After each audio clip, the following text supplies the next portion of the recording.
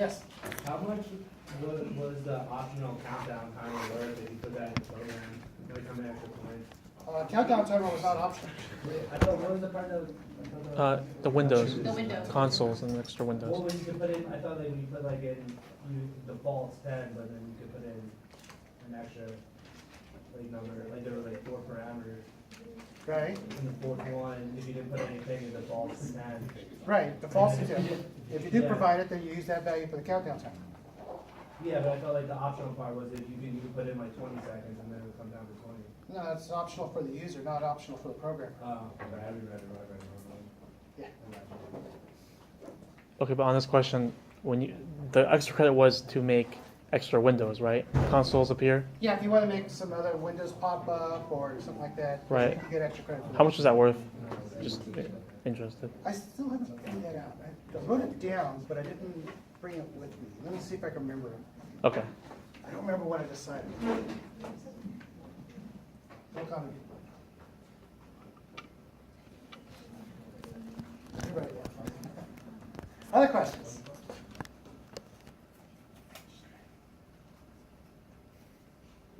Nope, ready to go. Okay. There's the persons. Yep, there's the thing, you are here. That's it. That's all that's left. Let's do this.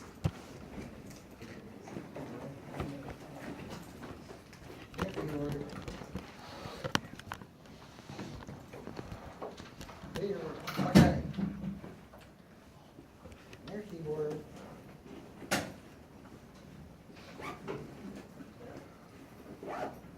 All right, so deadlocks.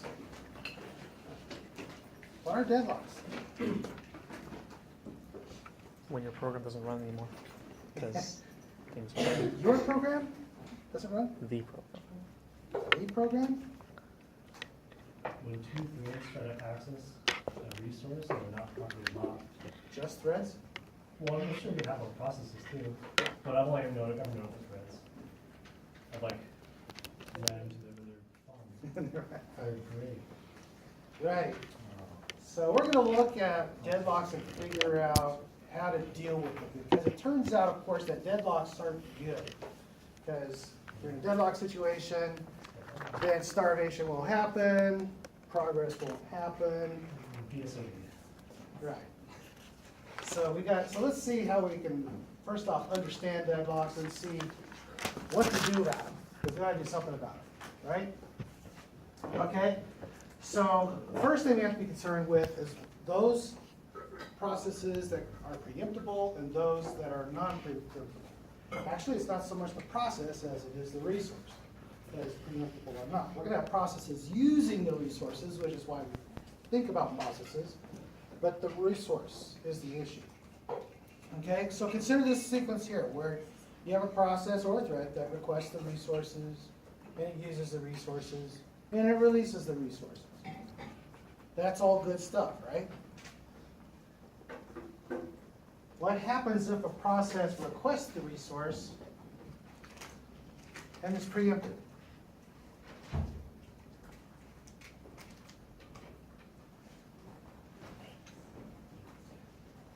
That's my question to you. You have a process, it requests a resource, it's given the resource, but then it's preempted. What does preempted mean? Interrupted. What's that? Interrupted. Then, yes, we'll go with interrupt. Necessitated from it. Right. We're going to use interrupts as a mechanism to stop this process temporarily, maybe, which is part of the problem, right? Because if I interrupt a process, if I halt a process, what's the word I was looking for? If I halt a process and it's holding a resource, then that means it's holding the resource while it is halted. So while it is halted, other processes can't use that resource, Blocked. right? Yeah. So that's the thing that we're concerned with here. Because processes are interrupted all the time, right? We've been talking about interrupts. We said interrupts are a good thing. And you all took that as a wonderful statement. But we didn't think about this, did we? So that's something we have to consider. So let's take a look at a couple of scenarios. Of course, by now, everybody knows what down and ups are, right? 20% head shaking going on. Okay, we'll just go with this. Simple four weight, send weight, some post. Some weights and posts, ups and downs, right? So here you got a scenario where we have a process coming in, it's going to take it's going to take one, use it, and release it, right? And I have another one, maybe it's gonna take two, down, down, use, up, up, right? Nothing could go wrong there, right? I got a semaphore, so therefore I'm in my critical section, and if I'm in the critical section, do I get interrupted? If you're in the critical section, can you get interrupted? That's the question. You could, I think, it depends on the type of signal, right? It depends on the signal. If it's a high priority system signal, you will get interrupted, in which case nobody's getting resources, so we don't care. Yeah. But I'm in my critical section, so I don't care. At least I don't think I do.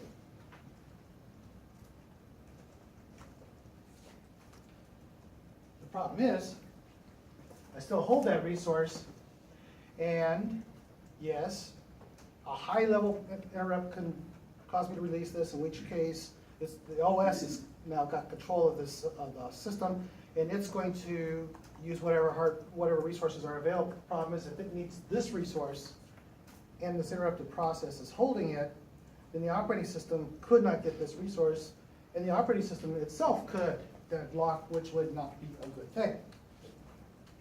Right? Wait, what do you mean? Bad things happen. Bad things happen when OSs do that. Wait, are you saying that the operating system doesn't get the resources to stop or to kill that process? So if the operating system, excuse me, so if the operating system raises an interrupt that's a high enough level to cause my user process to be interrupted while it's in this critical section, using that resource, it's still holding that resource. And that means the operating system, if it needs that resource, can't get it. But all of the users, they're going to be blocked from getting a resource because you have the semaphore, right? So it's a conditional, okay, but I'm a little concerned about that OS thing. Okay, so let's take a look at another example here. In this case, I have, again, two semaphores. I do down, down, use both, and then I have up, up. And notice the order that I'm doing this. I'm always going to do down on one, and then down on two. And then I'm always going to release two first, and then one. Because what this will do, if everybody behaves the same way, if we get one, we can still be interrupted and be safe. It's when we get the second one that we're then holding the resource.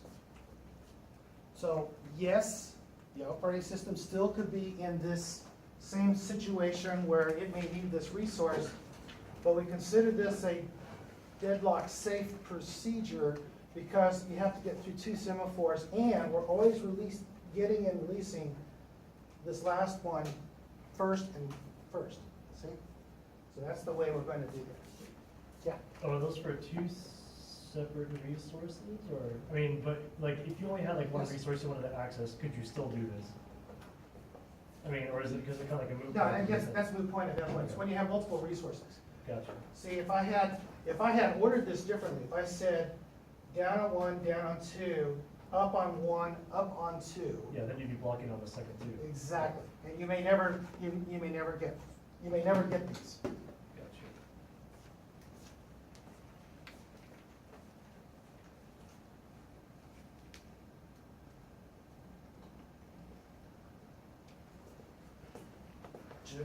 Okay, just like we did here. 1, 2, 2, 1. But here now I do 2, 1, 1, 2. So I can get 1. I can get 2. I wait on 2. I will release it and let go over here, but then I get 1. Now I've got 1 and 2 here, this one wants 1. This one will release it at some point, but this is going to be trickier because we're not doing it in the same order, and you can still get interrupted between here and here. In which case, you may never see that semaphore. And that resource would never be released. Okay? So it's really important that we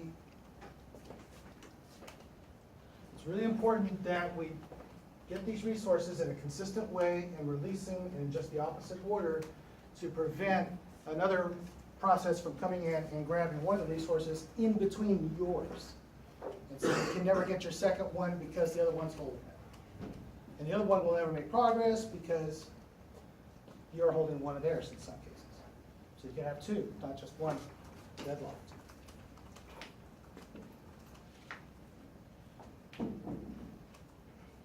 All right, makes sense? Semaphores, deadlocks, how to avoid them? Okay. Deadlock, okay, we have a definition for this. Formal definition for a deadlock. Set of processes is deadlocked if each process in the set is waiting for an event that only another process can cause. Okay, that's our formal definition. Collection of processes, and each process is waiting for an event that another process has. Now, I have some graphics here which will help us illustrate this better. But I want to finish with our definitions first.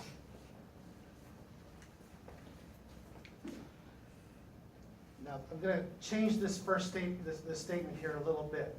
I'm going to say a deadlock condition is possible when these three conditions exist. A deadlock exists when all four conditions exist. Mutual exclusion, we've seen this before. That's where only one process may be in its critical section at any given time, right? Hold and wait. I have a process that is holding a resource and it is waiting on another. Okay? No preemption, we just talked about. No preemption, that's what we were just talking about, where a process can be interrupted by another process. And when I have these three conditions, then I say deadlock is possible. If I have a situation where I have this circular wait condition, that is, process A is holding a resource and waiting for a resource owned by process B, who's holding a resource that is waiting for a resource from process A, you have a circular wait. Again, I have a graphic that will show this. When that condition exists, then we say deadlock exists. So those two definitions are very important. Deadlock possible, deadlock exists. Okay, and these are the formal definitions.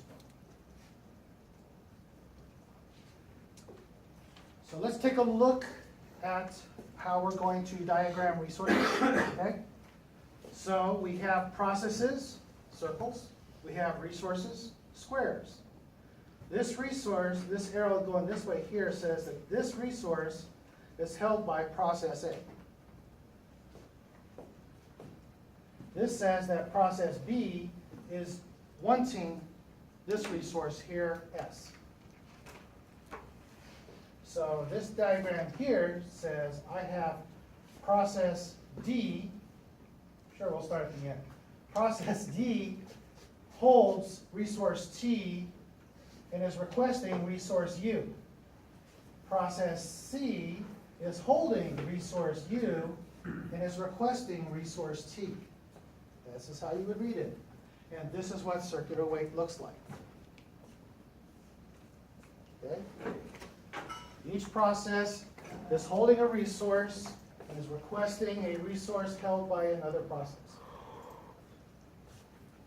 Does that make sense now? Does that help clarify?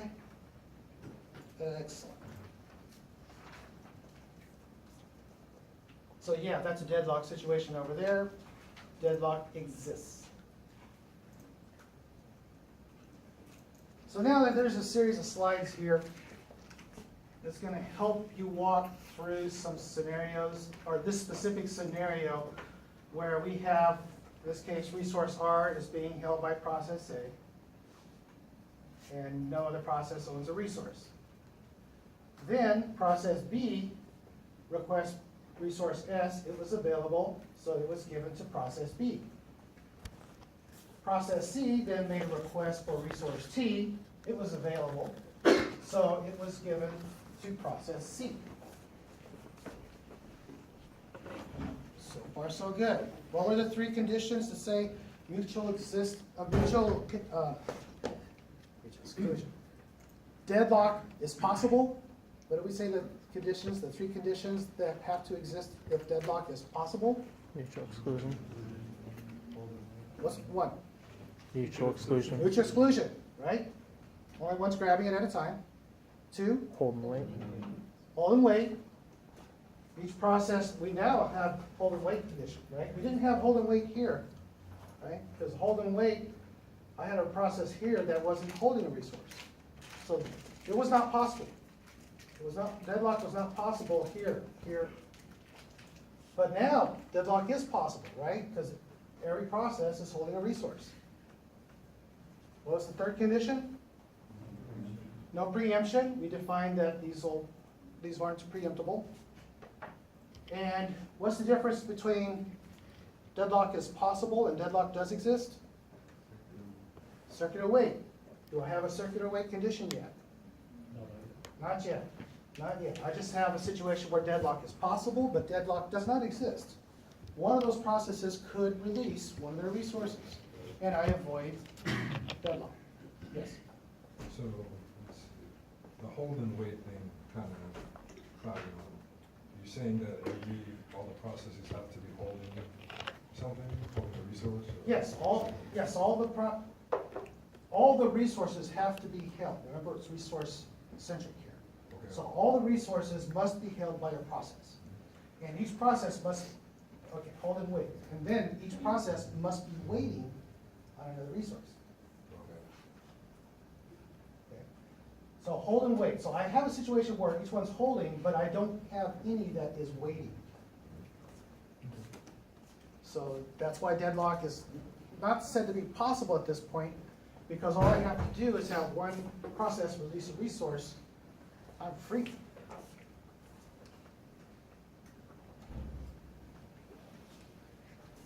So in this scenario here, we did just that. Process B and C released S and T.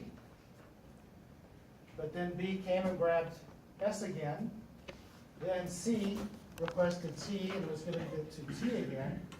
So I don't say that deadlock is possible yet, but I'm concerned, but it's not possible, so it's not possible. Now I have this situation here where A now makes a request for resource S, which is held by process B. Now I have a situation where deadlock is possible because I have a process that is holding and waiting. Okay. The next thing that happens is B requests resource T, which is held by C. So it has to wait. And then I have a situation where C requests resource R, which is held by A, which is requesting S, which is being held by B, which is requesting T, which is held by C, which is requesting R. Oops, we just made a circle, right? So at this point, we say deadlock exists.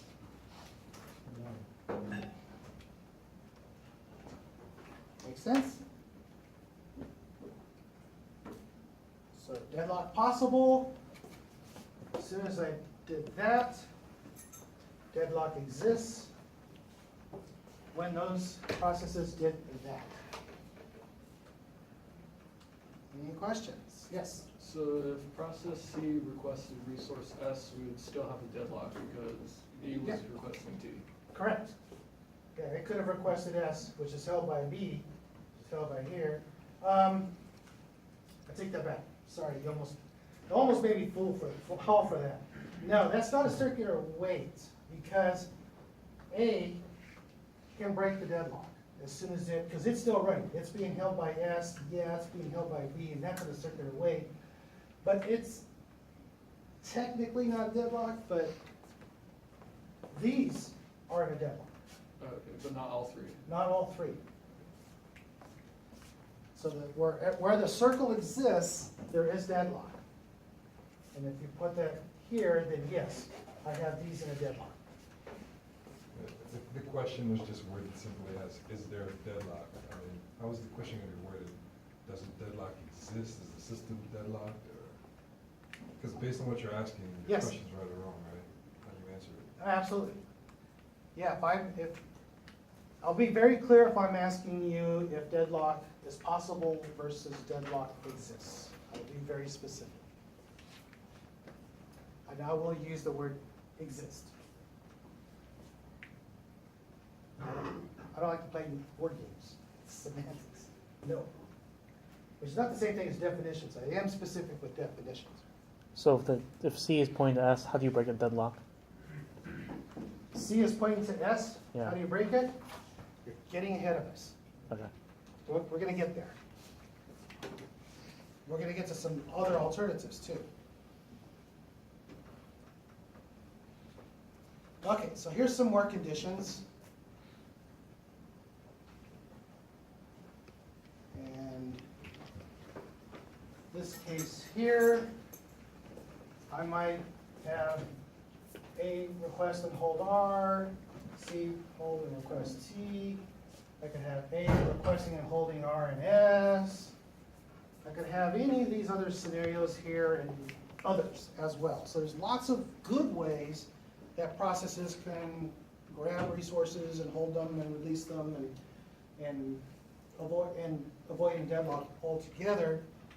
There are ways that can happen. However, since we're designing an operating system without any sort of a priori knowledge of the order in which resources are going to be requested, and or any control, for that matter, of when processes are going to request resources, we have to protect ourselves somehow from deadlock or be able to recover from it. Okay? So one technique is we could ignore the problem, sure. I think early Windows did that, but I couldn't. Probably not a good solution, right? Yeah, but it is a solution, I'll get you that, but it's not a good one. The other is that we can detect a deadlock situation exists and recover from it. The other is we could dynamically avoid getting into a deadlock situation by carefully granting those requests for the resources. We're going to take a look at some ways of doing that. So, deadlock avoidance, deadlock detect recovery, ignore it, no. Or we can prevent by negating one of those four conditions, right? If we can just deny any one of those four, then deadlock can't exist, because we said that's the situation, that's the requirements for deadlock happening, existing. Make sense? It's back in that discrete math class you had. Remember when you did logics and proofs and all that fun stuff? You're in deniability? Okay, well we did that, right? Logic stuff. Okay, well that's the logic. We have those four conditions. So yeah, if I just prevent any one of those, they'll never get in the deadlock, right? So let's take a look at these. Let's take a look at these. First, we're going to look at a deadlock detection scenario here. Now, in this scenario here, we're going to have these four data structures. These data structures for these different techniques are very important to know. Okay, in this case here, I have, let's start off with the arrays. Okay, so this array here tells me how many of each kind of resource I have in the system.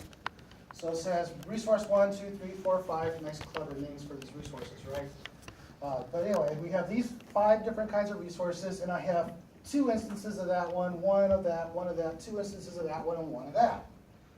Okay, I'm also going to create and update what we call this available vector. Available vector means this is how many are not currently being held. All right? So I have one R5 that is currently available for a process to come and have. Okay? Then I have my request matrix and my allocation matrix. Okay, who read ahead and knows what request and allocation are? Request is what it wants, and allocation is, oh, request is the maximum wants, right? And then allocation is what's in there already? Or am I wrong? Well, you can look at those and see that's not correct.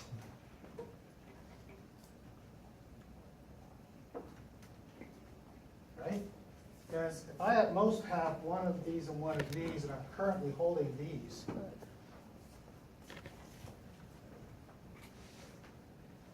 it's good. It's good though, very good. Anybody else? A slight modification to what you said, we can make this work. Right? Initially, when you first put a process in here, this is going to hold the maximum number of resources it's going to ever request. So what will happen is this, we're in the middle of a scenario here. This process wanted one of all of them. Okay?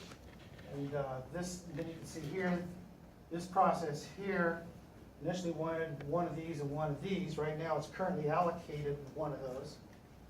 So we decremented this. Decremented?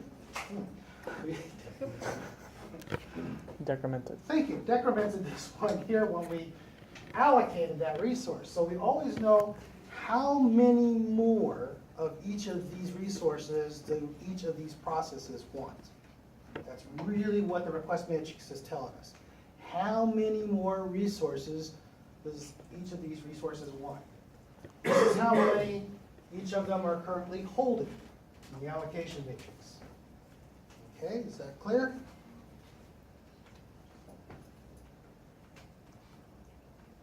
I'm going to get this class to talk before the end of the term one way or another.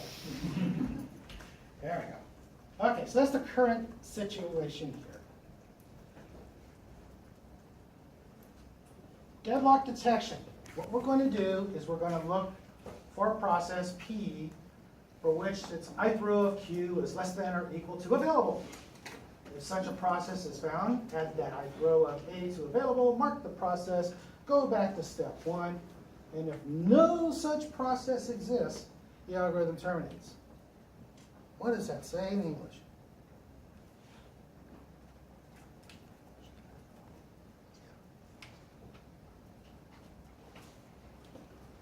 Okay, there are the words. Let's go back to our diagram here. What we're looking for is we're looking for request, right? Isn't that what it said? Request?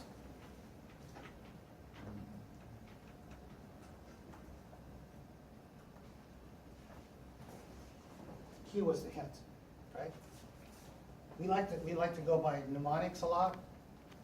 So when we said the ith row of Q is less than or equal to available. So we scan Q, and we're going to look for a process that needs only one R5 or nothing. Only one R5 or nothing. Does this one? No, it needs an R5, but it also needs an R2. This one needs an R5, but it also needs an R3. This one? Yes! What that says is that I could grant this process its request and not have deadlock. Right? Because I could grant it that one. That's the most it's going to need is one more of these, of 5.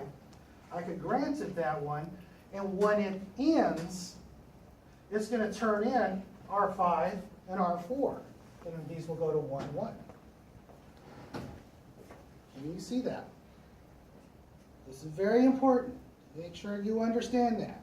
So it releases the data. Yeah, so what I'm Resource. asking in deadlock detection is there any, here's my current state, is there any process that I can grant a future request for resources from and allow it to run to termination. That's what it's asking about. And so I scan my queue matrix, my request matrix, and I found a process that needs just one more R5, which is exactly what I have. So I can let this process run. Granted, it's R5, so set that to 0, set this to 1, set this to 0. Let P3 run to completion, at which point it will go 0, 0, actually just remove itself, and it would set R4 and R5 to 1 and 1. And then I would just repeat and see if I can grant other processes their future requests, which from a glance there you can see is not possible, right? But at least you can let one go.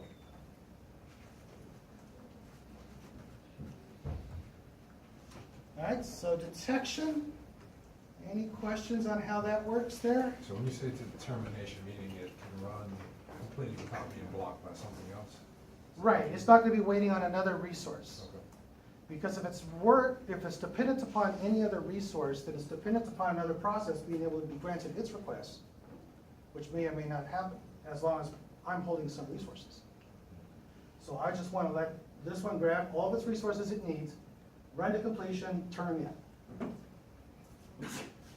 Flash? Yes? At this moment, do you call this a deadlock safe? Is that, because I think that was the term the book used, deadlock safe? Yes. Okay, but then when you finish process 3, then it's not, right? Then it's Yeah. in deadlock, okay. Yeah, that's correct, because as we just examined, we're gonna turn in a 4 and a 5, but we're not turning in a 3, 2, or 1, which is what any of the others are going to need. So the others are gonna come here and ask the same question and get denied.